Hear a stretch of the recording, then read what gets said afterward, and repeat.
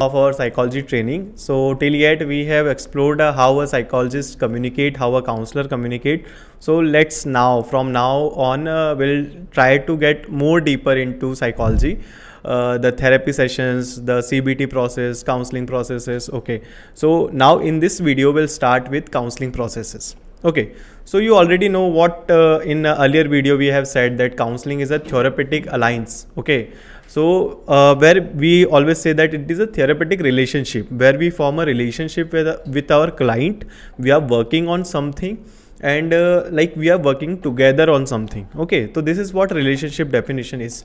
And actually what definition of relationship is, wherever you, if you are a couple, if you are in a family, whenever any type of relationship it is, there is always a goal which we try to prove or which we try to like attain. Okay, so similarly in psychology we try to solve problem of our client. So the most important thing in our therapy session every or like all the time is our client. Okay, so what counseling is? For us, counseling is a therapeutic relationship, but at the same time, for our client, counseling is a healing journey. Okay. Similarly, sometimes what happens is if you have something which you haven't explored yet, because what it is like, if you are so much involved in counseling processes, if you so much involved in the mental health processes, so you are like a lot of time you don't have time for your introspection and stuff. So while getting involved in a therapy session, while getting involved in a counseling session, what we do is we explore our inner beliefs also. Okay, we like we said you have to be unbiased. Okay, so that's how you explore your biasness. If you are practicing psychology trainings, if you are practicing psychology training or something like counseling processes or therapy sessions or any kind of activity, you acknowledge that if you are biased or not, or if there are any bias present. Okay, so the thing is like counseling, as I already said, is a healing journey. Always it is safe, supportive, growth focused. Okay, we want to attain a goal, so it is growth focused. We want our client to get helped. We want our client to feel in a certain manner. Okay, so this is like we want our client to be grow. Okay, whatever situation he is stuck in, we want to develop some insight and we want to develop some other point of view and grow in that.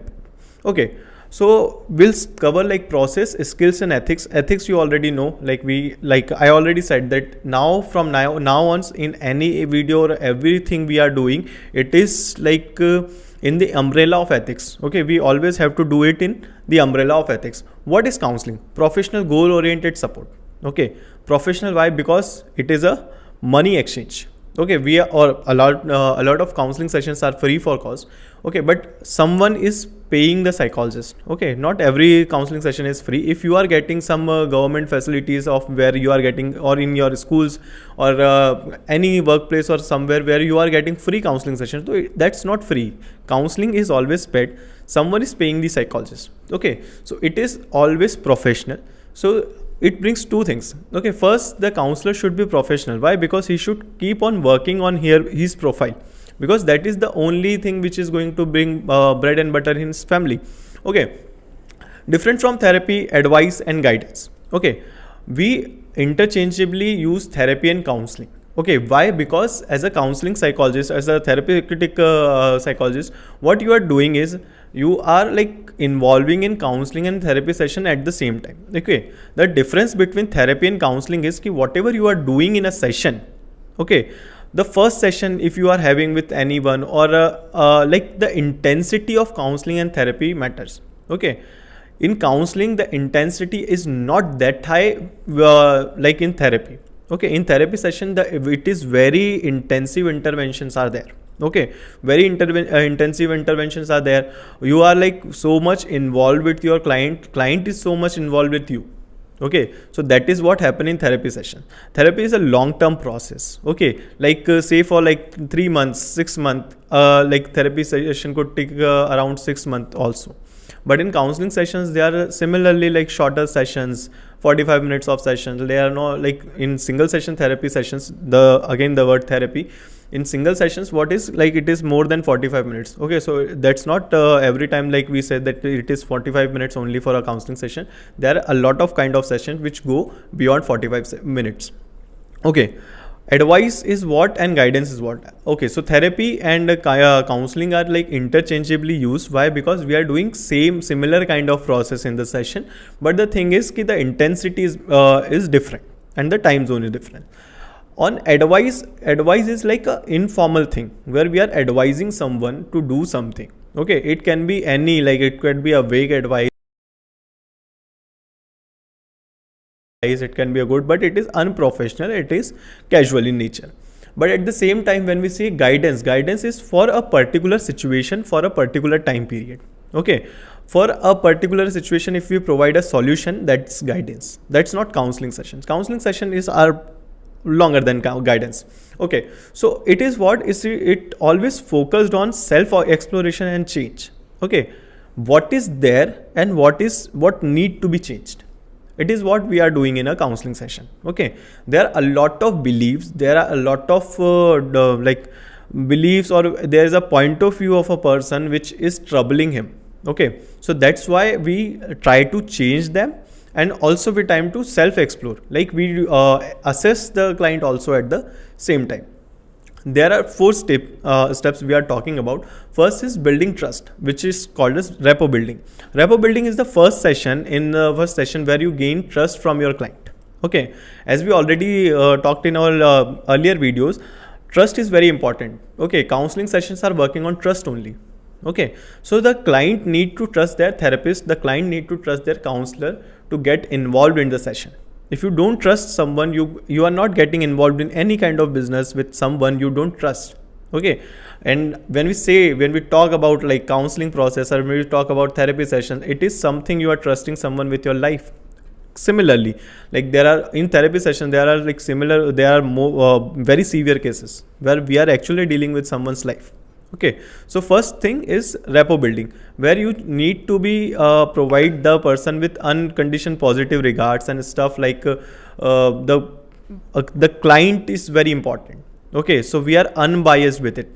Okay, we are very particularly focused on our client's growth. We are particularly focused on exploration of our client, and we want to change things in it. Okay, the first thing in rapport building what we do is we like bring trust in our relationship. Okay, so first step of a counseling process and a therapeutic relationship is bringing trust in your relationship.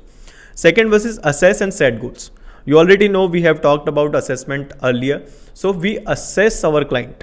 Okay, if there are some questionnaires are required, we use them. If there's some case studies required, so first what we do is we like take a great case study. Okay, so case study is not a single time process. It is a prolonged process. Okay, it can go like if in like third session, if you are getting some insight of the behavior of your client, or you are getting some insight from his family perspective, so you take it as a note in your case study. Okay, so is assessing and like case study things. Fourth is when we apply our techniques. Okay, fourth is when we set intervention plan for our client. Again, you know how to set interventions plans. We'll study in like next slides. But now, like applying your techniques. First thing, what you are competent with, where your congruency is. Okay, whatever you are competent with, and if it helps your client, you can like build a good technique with it. Or if what your client required, if there's some psychodynamic exploration is required with your client, and if you are not very good at it, or if you want some kind of assessment, like if you a lot of people are not very good with projective techniques, so you can like hire someone, or you can send the client or refer the client to someone who can bring you the projective test, who can assess your client with projective techniques. Okay, so that's how we set our plan, what we are going to do in our next session. First thing, in trust building and in like assessment, we already know what our client wants from me. Okay, what our clients want from us, so that we collect, and then we try to like establish an intervention plan, which is again by a therapeutic alliance, which is not set by the counselor only, which is set by the therapeutic alliance, which is the counselor and the client. Okay, after our technique, implication of our technique, in implication of our intervention plan, we at some point we have to terminate our sessions. Okay, why? Because we have done our part in the client's life. Now there are chances of getting transferences, counter transferences, and now there are chances like the kind get habitual of it.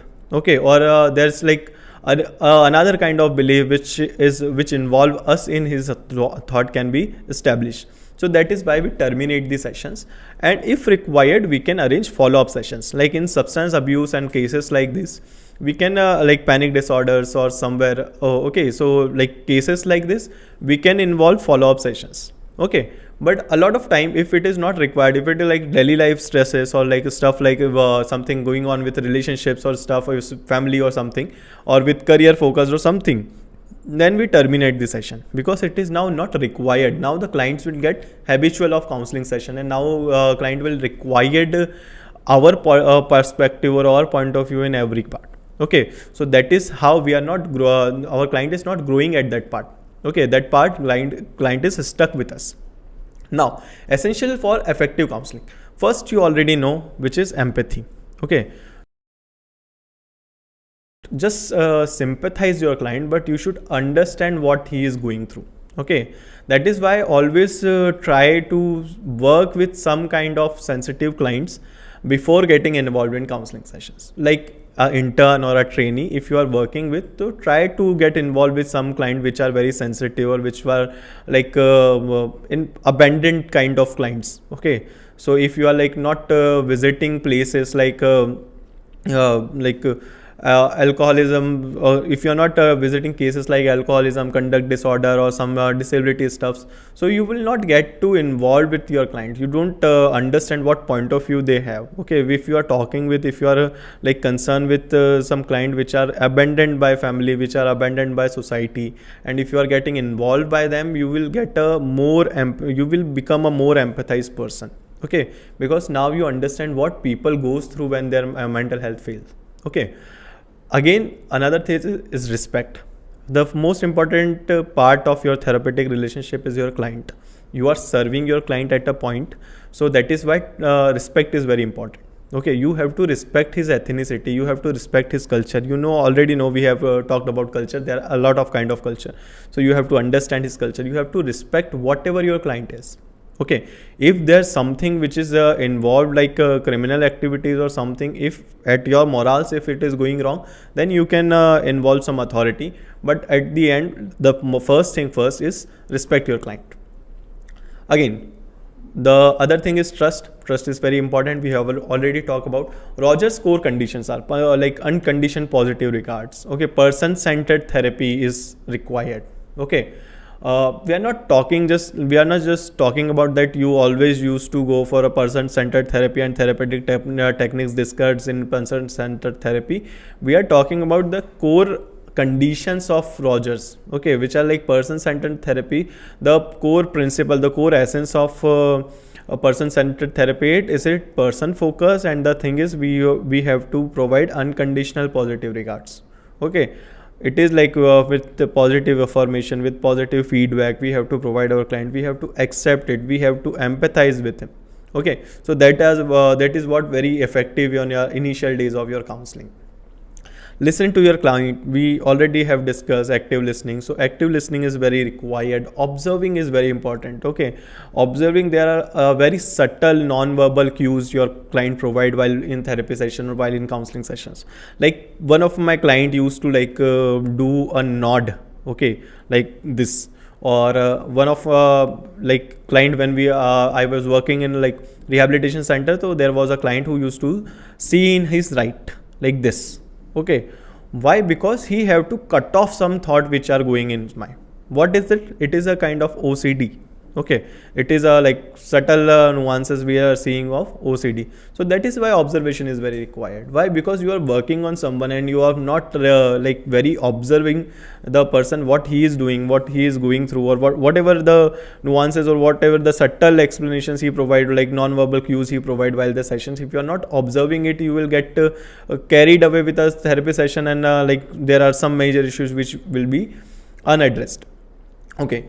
Again, another thing which is very important is critically thinking. Okay, you are in a session, you are in a, or we can say you are in a business where people want a confirmation from you, okay, that they are mentally ill. Okay, a lot of time people just want to prove they are mentally ill. They can be very because it is very like some way it is very beneficial if people can like convey that they are mentally ill, if they have committed some crimes, if they are involved in some kind of bulgari or something. They can, like, they just want to get like I wasn't doing well, or if they want to, similarly, if someone want to quit a toxic job or somewhere, so they just try to get involved in therapy sessions and want to bring your trust in this thing, and just want you to believe that they are mentally ill. Okay, so at that time critical thinking is very important. You are dealing with n number of cases. You can easily understand who is really going through or something, or who is just pretending to be a person. Okay, so critical thinking is when if someone is crying or if someone is sobbing, just okay, so you are not just get carried away with emotions, but you have to critically think why he is crying so much. Okay, which is a thing which we can ask the person, like, out of these situations you have talked to me, what is the thing which you made you so much cry for? Okay, why are you crying for? At that time that we have critically hit our client. Okay, now he have to explain what is like emotional, if it is working anyway for us. Okay, first, if it is fake, we will get to know. If it is genuine, we'll get to know. Okay, if there's some more much deeper insight to it, we'll get to know. If there's nothing attached to it, we'll get to know. Okay, so these are the essentials which are required for your counseling sessions. Now, approaches and dynamics. Okay, so there are a lot of techniques. If you can master anything, you can master any of technique, and you can use your technique. You don't have to learn a lot of techniques. Okay, there's like in initial days people try to grab everything in their bucket. Okay, but the thing is, you are good with some kind of sessions only. Okay, you can explore every sessions, every kind of sessions, you can explore every kind of techniques. But the thing is, at the end, like, I am very professionally inclined toward REBT. Okay, REBT helps my client. REBT, I am very good at REBT, so I practice REBT only most of the in sessions. Single session therapies, because in metropolitan city, single session therapies work. Okay, because people don't have much of time for their problems. They just want it right now. Okay, so single session therapy in RABT, which works for me. Okay, CBT and DBT is the second. Okay, so if we are like marking, so first is RABT and DBT for me, and second is CBT and DBT for me. Okay, but for my friend, CBT and DBT could be first, or DBT only could be first. Okay, so this is how therapies are. A lot of type of techniques are there. Okay, so in this like in this training period, we'll try to get attention of like we try to get attention on CBT. Okay, REBT we can discuss sideways, but yeah, on CBT. And also understand, because there are different type of clients are also present. Okay, there are families, there are groups, there are couple, there are individual with mental health disorders. So there are n number of clients are there. Okay, and every kind of client, there are again a bifurcation of clients. Okay, some are reluctant client, some are very active clients. So these are kind of client you are getting in your therapy sessions. So according to your client, you set your plan. According to your client, you set your technique. Not every client is your client. Okay, first always understand, not every client is your client. You might be very good, because at like we are focusing on skills like congruence and competence also. So whatever you are very competent with, go for it. If you are not very competent, you are getting into trouble. Okay, you are getting yourself into some trouble. Why? Because it can also like bring some kind of irrational beliefs in your mind, or it can like demotivate you in some kind of cases. Okay, if you are working on a case and you have provided a lot of time and it is not working, so somewhere you can like feel like, oh yeah, I'm not doing well. Okay, am I good? So this kind of things can happen with anyone. Okay, even with counselors too. Okay, understand the dynamics of. Okay, so there are dynamics like transparent, counter-transparent, transactions are there. So there are transactions between you and your client. Transaction is what? The communication, the verbal and non-verbal communication between you and your client is your transactions. Okay, always understand your transactions, what you are transacting. Okay, what are the transactions happening in the counseling sessions? Are they emotional, like majorly emotional one? Are they rational one only? Okay, why? Because it can provide you insight over your transference, counter transference. Again, the thing is that transference and counter transference is unconscious. Okay, it is an unconscious emotional regulation towards you, or it is an unconscious emotional regulation you have with your client. Okay, so it could happen. So always understand your transference, counter transference, and your dynamics with your client. What kind of transactions you are exchanging in your while your therapy sessions. Ethics and challenges, you already know what kind of ethics are there, what kind of challenges are there. Ethics, you already know, confidentiality should be there, consent should be there. Okay, so these kind of ethics you should follow. And also at the same time, if there's some code of ethics which is there in your workplace or somewhere, you have to follow it. Workplace, like what are the workplaces? First is clinics, schools, and online. Okay, in clinics, the thing is, first, very important. If you have assessment part, then intervention could be created. But if you don't have any like if you don't have much of your test, okay, if you don't have like Rorschach is not there, or if some kind of projective techniques are there not there, so these are challenges which are at your workplace. Like in clinics you can face. At schools, what is like the first thing is people are not very aware of their mental health, and people are not very aware that mental illnesses could be treated like physical illnesses also. Okay, they are not very aware that why it is happening to us. Okay, what is happening to me, they don't even understand that. So in a school setting, you have to provide kind of like, if you are doing counseling sessions only, try to get involved in some kind of lecture where you are like bringing awareness in the schools. Okay, online media is very important, Wi-Fi is very important, everything, like it should be very clear, it should be very like first decide the mode which you guys are comfortable in. Okay, a lot of time like the phone calls help, but a lot of time if you want to know the non-verbal cues, then phone calls will not help. And a lot of time in video calls also, like you are not getting involved like with your clients completely. Okay, because if you want to see his feet, like if he is shaking or what kind of activity he is doing. Okay, so if you want to get involved with it, so sometimes online sessions would not help. Yeah, I don't like basically prefer online sessions, but yeah, people who, because we already told you, like the client is very important. If your client just want online session, then it is about his confidentiality, it is about his motivation. Whatever he is motivated with, whatever he is comfortable with, we have to go with it. Okay, so online sessions can have challenges like this. So whatever the challenge is, okay, what you have to handle it with very care. Okay, you just bring care and supervision. If there's some kind of fault which is there with like on your side, if you want help from someone, you can ask for help. Okay, this community is very good. Okay, in like setting, if you are very good with communication skills, and if you are very good with your work, and if you are very genuine with your work, this community is very good. Everyone is going to help you, everyone is helping each other in this field. Okay, even it is like interdisciplinary approach. If we are talking about psychiatrists, if we are about like talking about rehabilitation, clinical counseling psychologist, or like a special educator, everyone is helping each other. Okay, it is a interdisciplinary approach. It is a like therapeutic process where everyone can get their, everyone have their work to do.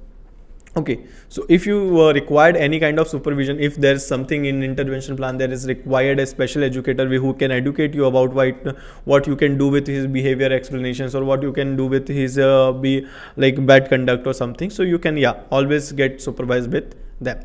Who can be a counselor in India? It is very like dicey right now. But the thing is, for right now in RC, what RCI has provided us is a 4 year of a BSc or a BA psychology with a master degree in it. Okay, the master degree what you are doing in clinical psychology should be clinical psychology or rehabilitation psychology. What you are doing master degree, it should be from a RCI registered college. Okay, whatever university or whatever college you are taking admission in, it should be, if you are in your masters, so you have to be the university have to be RCI registered. Okay, so this is what required in India. Okay, another thing is, if you are doing a 3 year of your bachelor's, and with that if you are doing 2 years of master in counseling psychology or psychology or clinical psychology from a unregistered unregistered college from RCI, you can also become a counseling psychologist. Okay, you can learn some key skills, like you can take some diploma from RCI, or you can there are diplomas provided by RCI too, but we are not very sure because RCI being very dicey, any course can be rejected at any moment. Okay, so another thing is like you can do some workshops. Okay, professional workshops related to REBT, CBT, DBT, whatever technique suits you, you can go for and reach out for that therapy sessions only. Okay, ethics and continuous learning is required. When I was doing, there was another kind of RCI guideline. After my seniors have seen another guideline, I have seen another guideline, my juniors are seeing another guideline, and now there's another guideline. Other thing is, if we are talking about our classification of disorders, so ICD is also evolving. There was ICD 10 when we started. Now there is ICD 11, which is going to be in process. So by the time you will become, there will be ICD 12 or ICD 13. Okay, so continuous learning is very required. Whatever you are learning right now is for right now only. Okay, tomorrow someone come up with some kind of new research or some kind of new study, we have to understand that point of view also, and we have to start practicing that also. Okay, so continuous learning is the key. And going regulation in India, we already know there are n number of regulations which are coming each day, every day. Okay, so you have to just go through it. There are a lot of act which are there, Mental Health Act, RPWD Act. Okay, so if there's some amendment in the act, if there's some kind of fund which is generated by government for the act, for these services, so you have to get in touch with it. The thing is it also provides some opportunities to you. Okay, if there's some kind of schemes which you can get involved in, like you can get monetary benefits from it, you can get rewards from it, you can get acknowledged from that. So yeah, that is why growing regulation and continuous learning is very required. Okay, whatever the growing regulations are, you have to be in touch with it. Okay, so now let's conclude our topic. We understood what counseling is. Now in our live sessions, we all also understand what kind of clients we get and what kind of we can share some case studies and stuff. So yeah, so we understood counseling is very important. It is a therapeutic alliance where counseling transforms lives. Okay, so key things are trust is very important, techniques are very important, ethics are very important. Whatever we are doing is under the umbrella of ethics, with our competent and with our whatever the techniques, we are very comfortable, we are very confident in it, and with the trust of our client. Okay, our client is trusting us, we are trusting our techniques. Okay, and all of this is happening under the umbrella of ethics. Okay, now it is an ongoing journey. Okay, ongoing journey of growth. But at the same time, we know we have to terminate at some point where we could arrange follow-up sessions, and ongoing journey still it will be. If we are terminating a session, it doesn't mean the ongoing journey has a stop. It is still a ongoing journey. Why? Because your client in we session, if we break out a session for 7 days, okay, if we are scheduling a session in every 7 days, those 7 days are for self exploration. Okay, for homework assignment, whatever the homework we provided, whatever the it again depend on client, depend on client to client and counselor to counselor, they want to provide homework or not. Okay, but whatever the thing is, whatever happening in your counseling session will get impact on the client, and in 7 days or 6 days he is thinking about it and grow accordingly. Okay, so still if you terminate the session, the essence of sessions which you have provided, which you have made, the changes you have made in his life, the growth you have provided that client is going to be with that client forever, and it will be an ongoing process. So thank you. Let's meet in our next session.